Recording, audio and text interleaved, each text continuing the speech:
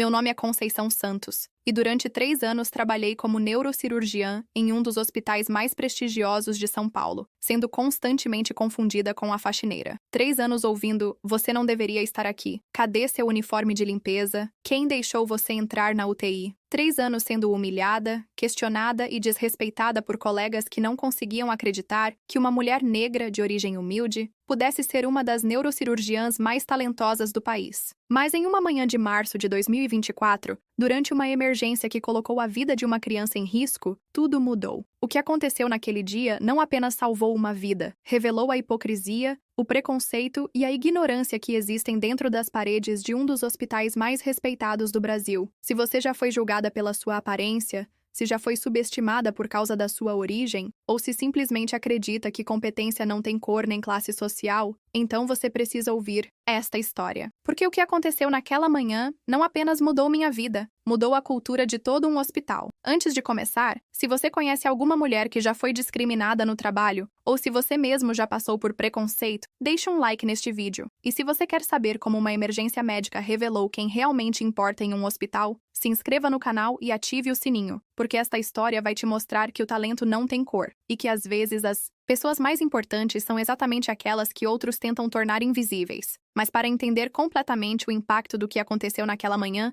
preciso voltar ao início e contar como me tornei a neurocirurgiã invisível. Nasci em 1985, na periferia de São Paulo, no bairro de Cidade Tiradentes, filha de Dona Maria, faxineira, e seu João, pedreiro. Éramos uma família simples, trabalhadora, que vivia com o essencial. Minha mãe limpava escritórios no centro da cidade, saindo de casa às 4 horas da manhã e voltando às 8 horas da noite. Meu pai trabalhava em obras, quando havia trabalho. Desde pequena, eu era diferente das outras crianças do bairro. Enquanto elas brincavam na rua, eu estava sempre com um livro na mão. Minha mãe, que havia estudado apenas até a 4ª série, fazia questão de que eu fizesse todas as lições de casa. Conceição, ela dizia, estudo é a única coisa que ninguém pode tirar de você. É sua única chance de ter uma vida diferente da minha. Na escola pública onde estudei, eu sempre fui a melhor aluna da turma. Os professores diziam que eu tinha potencial, mas no meu bairro, potencial não pagava as contas. A maioria das meninas da minha idade engravidava cedo, casava jovem e repetia o ciclo de pobreza das suas mães. Mas eu tinha um sonho que parecia impossível. Queria ser médica. Lembro-me exatamente do momento em que essa vontade nasceu. Eu tinha 12 anos quando meu irmão mais novo, Carlos, de apenas 6 anos, caiu da laje da nossa casa e bateu a cabeça. Ele ficou desacordado, e minha mãe entrou em desespero. Levamos Carlos para o pronto-socorro do hospital público mais próximo. Esperamos 6 horas para ser atendidos. Quando finalmente um médico o examinou, ele disse que Carlos precisava de uma cirurgia urgente no cérebro, mas que o hospital não tinha neurocirurgião disponível. Vamos ter que transferir para outro hospital, o médico disse. Mas não posso garantir que ele vai aguentar o transporte. Naquele momento, vendo meu irmãozinho inconsciente na maca, minha mãe chorando e sentindo a impotência de não poder fazer nada, eu tomei uma decisão. Um dia, eu seria a médica que salvaria crianças como o Carlos. Por sorte, Carlos sobreviveu. A cirurgia foi bem sucedida e ele se recuperou completamente. Mas aquela experiência marcou minha vida para sempre. Decidir ser médica quando se vive na periferia de São Paulo é como decidir ser astronauta. Parece impossível, inalcançável, mas eu estava determinada. Durante o ensino médio, estudava de madrugada, depois que minha mãe chegava do trabalho e eu ajudava com os afazeres domésticos. Não tínhamos internet em casa, então eu ia para lan houses quando conseguia juntar algumas moedas ou ficava na biblioteca da escola até o último minuto. Meus professores me apoiavam, mas sempre com aquele tom de quem não acredita completamente. Conceição é muito inteligente, eles diziam, mas medicina é muito difícil, muito caro. Talvez ela devesse pensar em algo mais realista, como se meus sonhos devessem ser limitados pela minha condição social. No 3º ano do ensino médio, comecei a fazer cursinho popular aos sábados. Era um projeto social que oferecia aulas gratuitas para estudantes de baixa renda. Eu acordava às 5 da manhã, pegava 2 ônibus e passava o dia inteiro estudando. Foi lá que conheci o professor Marcos, que dava aulas de biologia. Ele foi a primeira pessoa que realmente acreditou no meu potencial. Conceição, ele me disse um dia, você tem o que é preciso para ser médica. Não deixe ninguém te convencer do contrário. Ele me emprestou livros, me deu aulas particulares gratuitas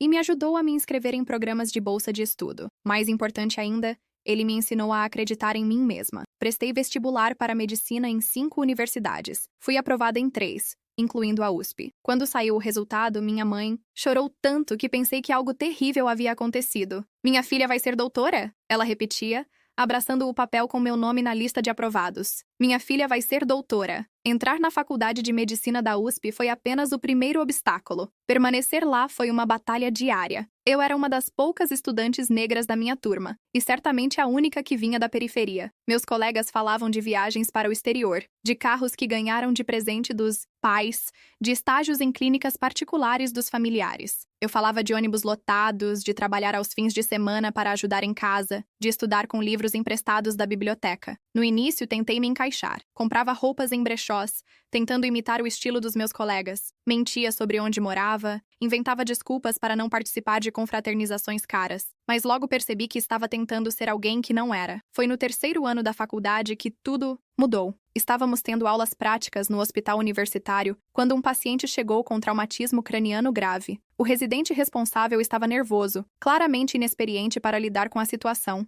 Eu havia estudado muito sobre neurocirurgia, era minha área de interesse desde a experiência com meu irmão. Quando vi o residente hesitando, me aproximei e sugeri um procedimento específico. Quem é você para dar sugestões? Ele disse, me olhando de cima a baixo. Você é só uma estudante. Sou estudante de medicina e estou sugerindo um procedimento que pode salvar a vida deste paciente. O residente me ignorou e continuou com sua abordagem. O paciente quase morreu. Foi salvo apenas porque o chefe do departamento chegou e implementou exatamente o procedimento que eu havia sugerido. Depois, o chefe me chamou para conversar. Você foi quem sugeriu a craniotomia descompressiva? Ele perguntou. Sim, senhor. Como uma estudante do terceiro ano sabe sobre esse procedimento? Eu estudo muito, professor. Neurocirurgia é minha paixão. Ele me olhou por um longo momento. Qual é seu nome? Conceição Santos. Conceição, você tem talento. Talento real. Não deixe ninguém te desencorajar. A partir daquele dia, o professor Henrique Almeida se tornou meu mentor. Ele me incluiu em cirurgias,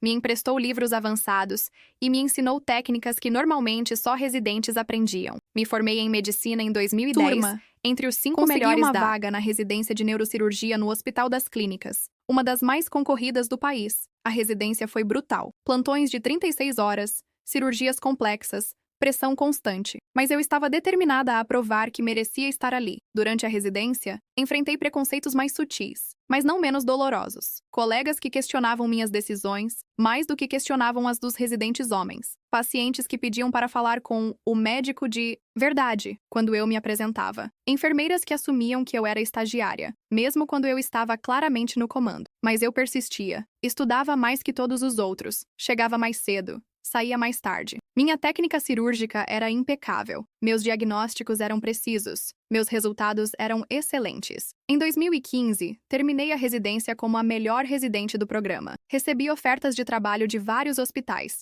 mas escolhi ficar no HC para fazer uma subespecialização em neurocirurgia pediátrica. Foi durante essa subespecialização que desenvolvi uma técnica inovadora para tratar tumores cerebrais em crianças. A técnica reduzia significativamente o tempo de cirurgia e os riscos de complicações. Publiquei artigos sobre ela em revistas médicas internacionais e comecei a ganhar reconhecimento na comunidade científica. Em 2018, aos 33 anos, me tornei a neurocirurgiã pediátrica mais jovem do Brasil a receber o título de especialista pela Sociedade Brasileira de Neurocirurgia. Em 2021, recebi uma proposta irrecusável: trabalhar no Hospital Santa Cruz, um dos mais prestigiosos hospitais privados de São Paulo. O salário era 3 vezes maior do que eu ganhava no HC, e eu teria acesso a equipamentos de última geração. Mas havia um problema. O Hospital Santa Cruz tinha uma reputação de ser elitista, conservador, um lugar onde a aparência importava tanto quanto a competência. Conceição, meu mentor, professor Henrique, me disse: você tem certeza de que quer trabalhar lá?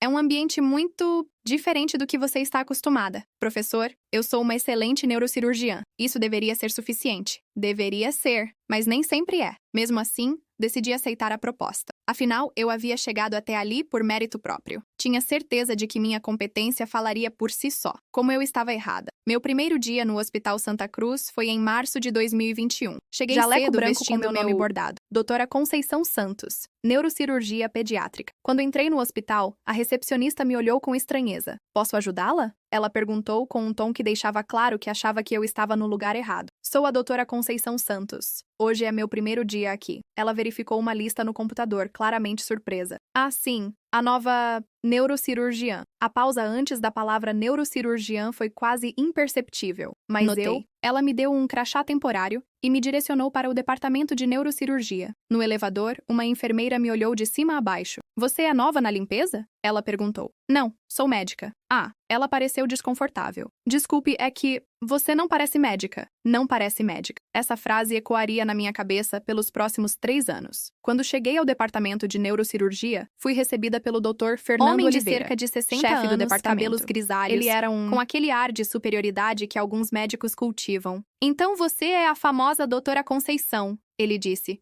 me olhando como se estivesse avaliando um objeto curioso. Li seus artigos. Trabalho interessante. Obrigada, Dr. Fernando. Espero que você se adapte bem aqui. O Santa Cruz tem padrões muito altos. A forma como ele disse padrões me fez entender que não estava falando apenas de competência médica. Nos primeiros Hospital Santa meses, Cruz, enfrentei uma série de situações que testaram minha paciência e minha autoestima. Quase diariamente, alguém me confundia com funcionária da limpeza. Pacientes me pediam para limpar o quarto. Familiares me perguntavam onde estava a médica de verdade. Colegas médicos me tratavam como se eu fosse uma intrusa que havia se infiltrado no hospital. Uma manhã, estava saindo da UTI pediátrica quando uma mãe me parou no corredor. Moça, ela disse, você pode limpar o banheiro do quarto 312? Está muito sujo. Senhora, eu sou médica, não sou da limpeza. Ela me olhou com descrença. Médica? Você tem certeza? Tenho certeza. Sou a doutora Conceição Santos, neurocirurgiã pediátrica. Ah, ela pareceu constrangida. Desculpe, é que você não se parece com as outras médicas daqui. Não se parece com as outras médicas. Tradução: você é negra. E as outras médicas são brancas. Em outra ocasião, quando um Estava no anestesista centro que eu não cirúrgico conhecia me preparando entrou para para uma uma cirurgia. O que você está fazendo aqui? Ele perguntou agressivo. Estou me preparando para a cirurgia. Que cirurgia? Você é da limpeza? Sou a neurocirurgiã responsável pela cirurgia. Ele riu.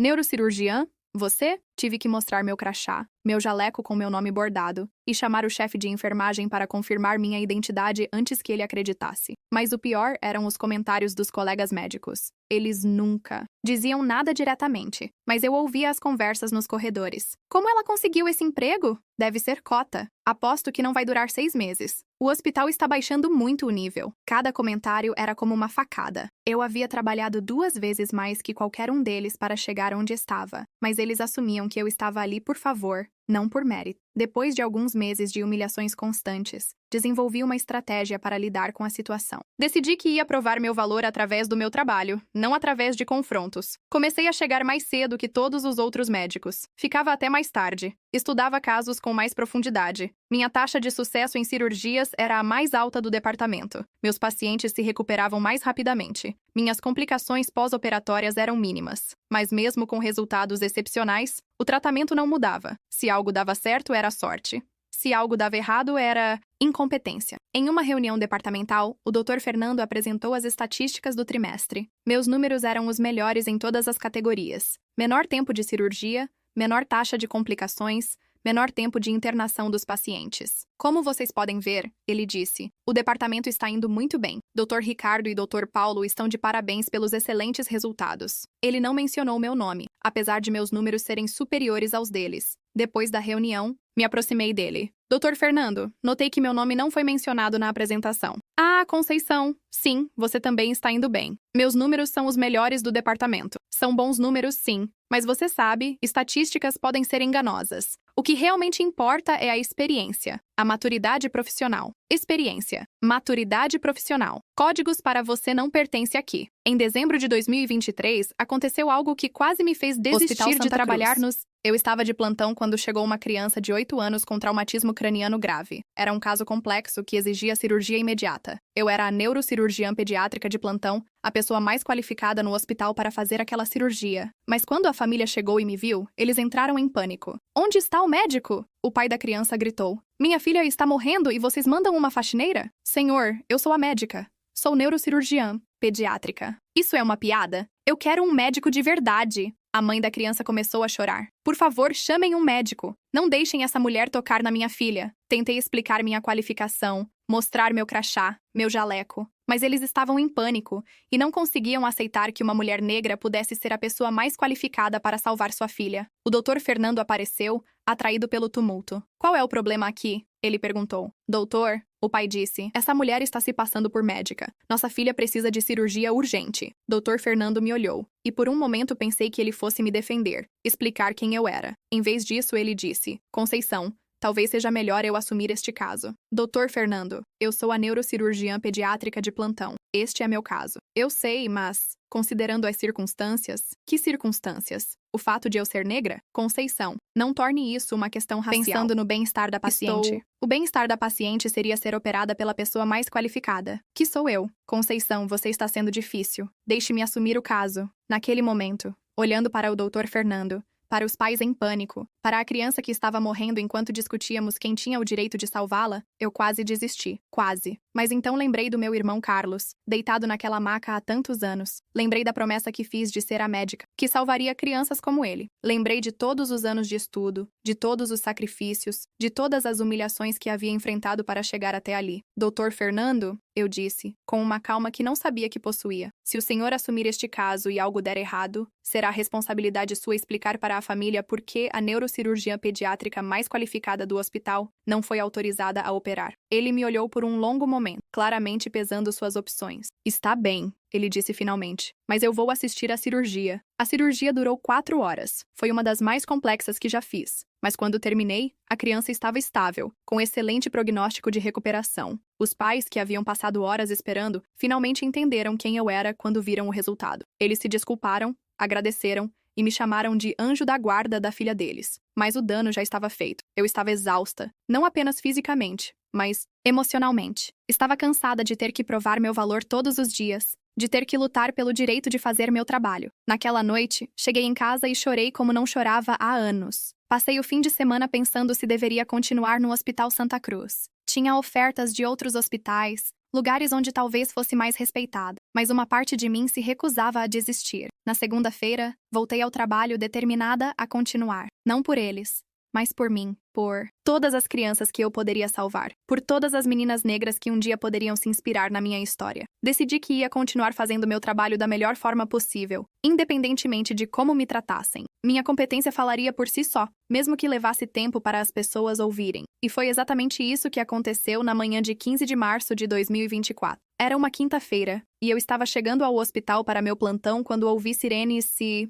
aproximando. Uma ambulância parou na entrada da emergência, e os paramédicos saíram correndo com uma criança na maca. Mesmo não sendo meu plantão oficial ainda, me aproximei para ver se podia ajudar. Era um menino de cerca de 10 anos, inconsciente, com sinais claros de traumatismo craniano grave. O que aconteceu? Perguntei ao paramédico. Atropelamento. Criança foi arremessada a cerca de 10 metros. Perda de consciência imediata, pupilas desiguais, sinais de hipertensão intracraniana. Era um caso grave que exigia cirurgia imediata. Olhei ao redor procurando o neurocirurgião de plantão, mas não vi ninguém. Onde está o Dr. Ricardo? Perguntei à enfermeira. Está em cirurgia. Deve demorar pelo menos 2 horas. E o Dr. Paulo? Não veio hoje. Está doente. Dr. Fernando? Está em uma reunião administrativa. Disse para não ser interrompido. Olhei para a criança na maca. Horas. Seus Talvez sinais não vitais tivesse nem estavam 20 se deteriorando rapidamente. Preparem o centro cirúrgico. Ele não tinha Eu disse. Vou operar. Doutora? A enfermeira disse hesitante. Talvez devêssemos esperar. Esperar o quê?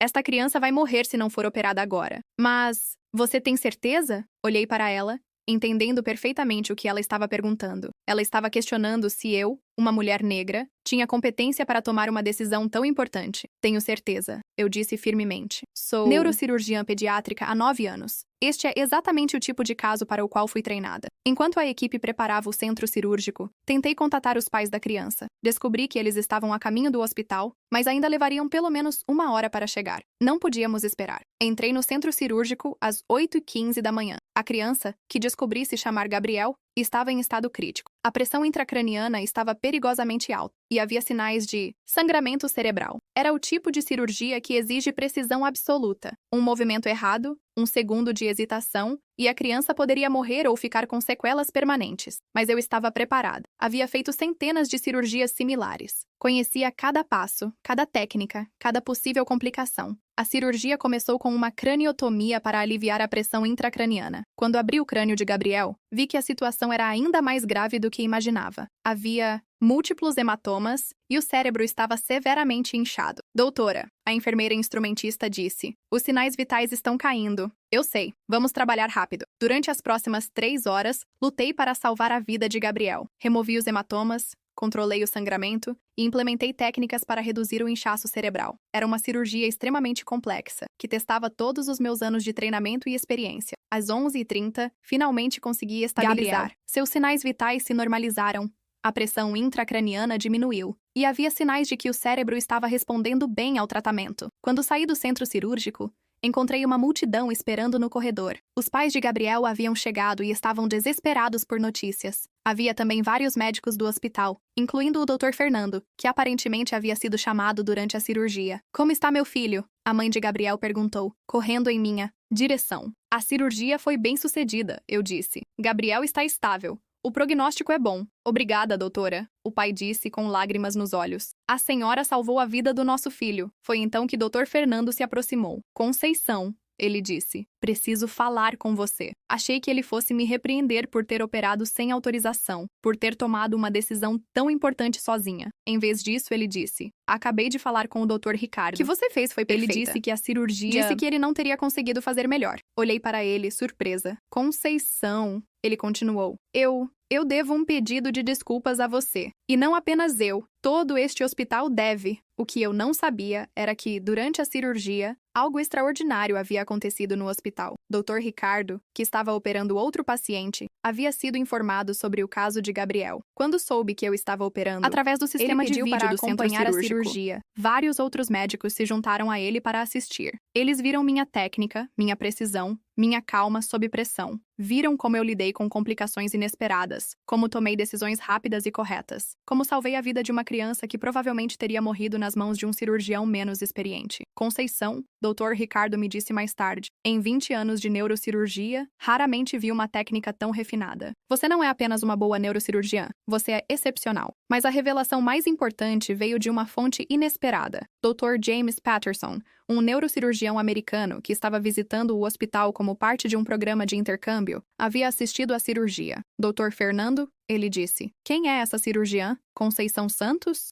É uma das nossas neurocirurgiãs pediátricas. Vocês sabem quem ela é? Dr. Fernando pareceu confuso. Pediátricas Ela mais é uma das respeitadas neurocirurgiãs, Dr. Patterson continuou. Li todos os artigos dela. Sua técnica de ressecção de tumores cerebrais em crianças é estudada em Harvard, Johns Hopkins, Mayo Clinic. Ela é considerada uma das maiores autoridades mundiais em neurocirurgia pediátrica. O silêncio no corredor foi ensurdecedor. Vocês não sabiam disso? Dr. Patterson perguntou claramente surpreso. Nós sabíamos que ela era competente, Dr. Fernando disse, visivelmente constrangido.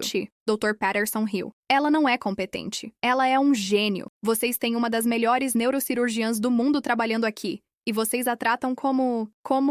Ele não terminou a frase, mas todos entenderam. Nas semanas que se seguiram à cirurgia de Gabriel, tudo mudou no Hospital Santa Cruz. A história se espalhou rapidamente. Como a neurocirurgiã que todos subestimavam, havia salvado a vida de uma criança com uma cirurgia que poucos médicos no mundo seriam capazes de realizar. Dr. Fernando me chamou para uma reunião particular. Conceição, ele disse, eu preciso me desculpar, não apenas pelo que aconteceu, mas por tudo, por todos esses anos. Dr. Fernando, não, deixe-me terminar. Eu permiti que preconceitos influenciassem meu julgamento. Eu vi sua cor de pele, sua origem, e assumi coisas sobre sua competência que estavam completamente erradas. Ele fez uma pausa. Talvez a melhor. Você é uma das melhores médicas que já trabalharam neste hospital. Tratamos você como se fosse uma intrusa. Obrigada por reconhecer isso, eu disse. Não é suficiente apenas reconhecer. Quero fazer mudanças reais. Quero que você seja a nova chefe do Departamento de Neurocirurgia Pediátrica. Fiquei em silêncio por um momento, processando o que ele havia dito. Dr. Fernando,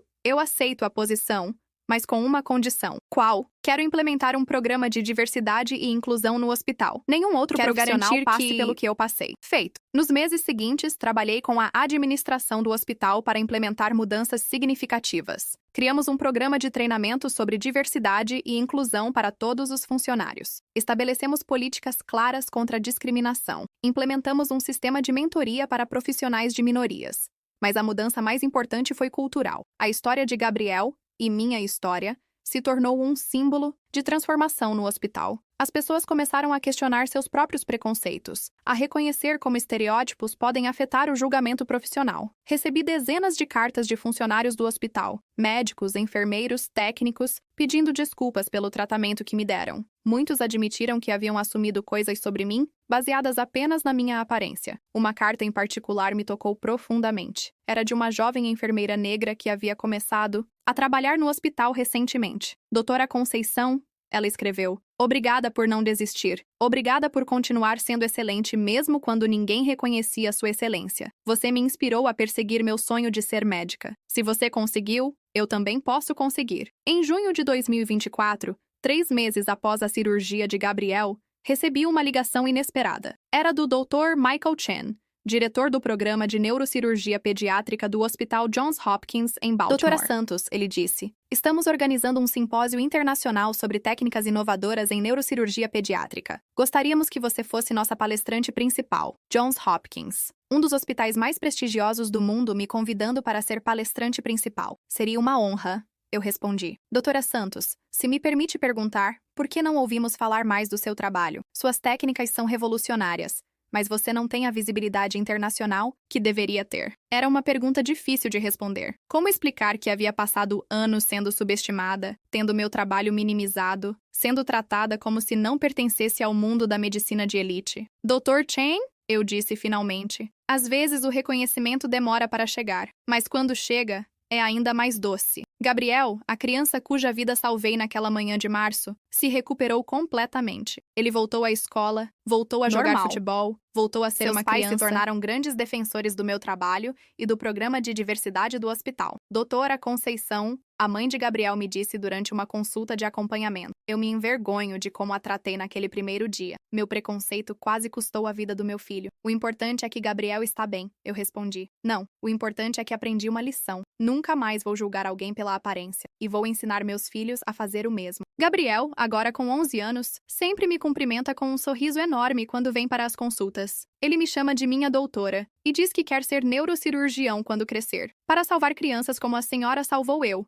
ele me disse uma vez. Olhando para trás, para todos esses anos de luta, de humilhações, de ter que provar meu valor constantemente, eu me pergunto se faria tudo de novo. A resposta é sim. Não porque foi fácil, foi extremamente difícil. Não porque foi justo, foi profundamente injusto. Mas porque cada obstáculo que superei, cada preconceito que enfrentei, cada vez que me levantei depois de ser derrubada, me tornou uma pessoa mais forte e uma médica melhor. Mais importante ainda, minha jornada abriu portas para outras pessoas. O programa de diversidade que implementamos no Hospital Santa Cruz já beneficiou dezenas de profissionais de minorias. Jovens médicos negros agora têm mentores, apoio e um ambiente mais acolhedor. Recebi uma carta recentemente de uma estudante de medicina negra que disse que minha história a inspirou a não desistir quando enfrentou discriminação na faculdade. Ela está agora no último ano do curso e planeja se especializar em neurocirurgia. Doutora Conceição, ela escreveu. Obrigada por mostrar que é possível. Obrigada por não deixar que eles te quebrassem. Hoje, sou reconhecida como uma das principais neurocirurgiãs pediátricas do mundo. Meus artigos são citados em universidades ao redor do globo. Recebo convites para palestrar em congressos internacionais. Jovens médicos vêm de outros países para aprender minhas técnicas. Mas o reconhecimento que mais me orgulha não vem da comunidade médica internacional. Vem das crianças que salvei, das famílias que ajudei, dos colegas que inspirei a questionar seus próprios preconceitos. No mês passado, uma enfermeira que trabalha comigo há 2 anos me disse algo que me marcou profundamente. Doutora Conceição, ela disse, quando você chegou aqui, eu confesso que duvidei da sua competência. Não por causa da sua cor de pele, pelo menos não conscientemente, mas por causa de, não sei, preconceitos que eu nem sabia que tinha. E agora eu sei que você é a melhor médica que já conheci. E aprendi que competência não tem cor, não tem gênero, não tem classe social. Aprendi a julgar as pessoas pelo que fazem, não pelo que parecem. Essa é a mudança que mais me orgulha. Não apenas ter provado mas ter ajudado outras pessoas a questionarem seus próprios preconceitos. Se há uma mensagem que quero deixar com esta história, é esta. Nunca deixem que ninguém defina seus limites baseado na sua aparência, na sua origem, ou em qualquer característica que não seja sua competência e seu caráter. Durante anos, permiti que as percepções dos outros afetassem minha autoestima. Questionei minha própria competência porque outros a questionavam. Duvidei do meu valor porque outros não conseguiam vê-lo. Mas aprendi que o reconhecimento dos outros, embora importante, não é o que define nosso valor. Nosso valor vem do trabalho que fazemos, das vidas que tocamos, da diferença que fazemos no mundo. Sou neurocirurgiã, não porque alguém me deu permissão para ser, mas porque trabalhei incansavelmente para me tornar a melhor profissional possível. Salvo vidas não porque tenho a aprovação de todos, mas porque tenho o conhecimento e a habilidade para fazê-lo. E se você está enfrentando discriminação, preconceito, ou simplesmente dúvidas sobre sua própria capacidade, lembre-se, você é mais forte do que pensa, mais capaz do que imaginam, e mais valiosa do que qualquer pessoa que tente diminuí-la pode compreender. Continue trabalhando, continue estudando, continue provando seu valor, não para os outros, mas para você mesma. E um dia, quando menos esperar, o mundo finalmente verá o que você sempre soube que era verdade, que você é excepcional. Hoje, entro no Hospital Santa Cruz, sou cumprimentada com respeito por todos os funcionários. Meu nome está na porta do meu consultório em letras douradas. Doutora Conceição Santos, chefe de neurocirurgia pediátrica. Pacientes viajam de outros estados para serem operados por mim, mas o que mais me orgulha é saber que nenhuma outra profissional terá que passar pelo que passei. O hospital mudou, as pessoas mudaram, e eu fui parte dessa transformação. Minha mãe, Dona Maria, que ainda trabalha como faxineira aos 68 anos, por escolha própria, porque se recusa a se aposentar, sempre me diz: minha filha, você não apenas se tornou médica, você se tornou a médica que mudou um hospital inteiro. E talvez seja essa a maior cirurgia que já realizei. A cirurgia que removeu o preconceito e implantou o respeito no coração de uma instituição. Se esta história te inspirou, deixe um like e se inscreva no canal Relato Meu para mais histórias de superação e transformação. E lembre-se, sua competência não tem cor, seu talento não tem origem, e seu valor não depende da aprovação de ninguém. Continue brilhando, mesmo quando outros tentam apagar sua luz.